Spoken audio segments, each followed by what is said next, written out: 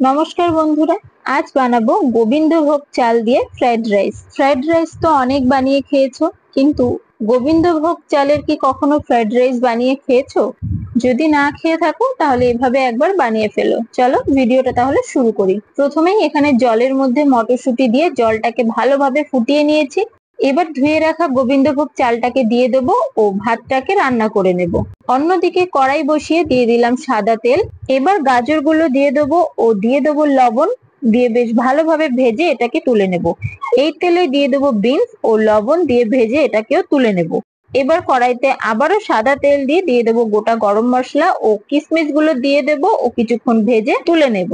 অন্যদিকে ভাতটা আমাদের হয়ে গেছে, ভাতটাকে একটু শক্ত শক্ত নামাতে হবে। এবার একটা গামলায় সাদা তেল মাখিয়ে নিয়ে আমরা ভাতটা সেই গামলার মধ্যে ঢেলে দেবো। দিয়ে দেবো লবণ, চিনি, ঘি, ভেজে রাখা গাজর, বিনস ও কিশমিশ।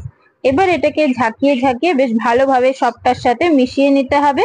ভিডিওটি যদি ভালো লেগে থাকে তাহলে অবশ্যই একটি লাইক, কমেন্ট ও শেয়ার করে দেবেন, আর চ্যানেলে নতুন হলে চ্যানেলটি সাবস্ক্রাইব করে পাশে থাকবেন। তৈরি হয়ে গেল আমাদের গোবিন্দভোগ চালের ফ্রাইড রাইস। এবার এটাকে তোমরা চিকেন, মাটন যে কোনো কিছুর সাথেই পরিবেশন করতে পারো। আমি পরিবেশন করেছি চিলি চিকেনের সাথে। চিলি চিকেনের রেসিপি পরের দিন আসতে চলেছে। এই গোবিন্দভোগ চালের ফ্রাইড রাইসটা খেতে কিন্তু দারুণ হয়। এই চালের ফ্রাইড রাইস একবার খেলে তোমাদের অন্য আর কোনো চালের ফ্রাইড রাইস তোমাদের খেতে ইচ্ছে করবে না।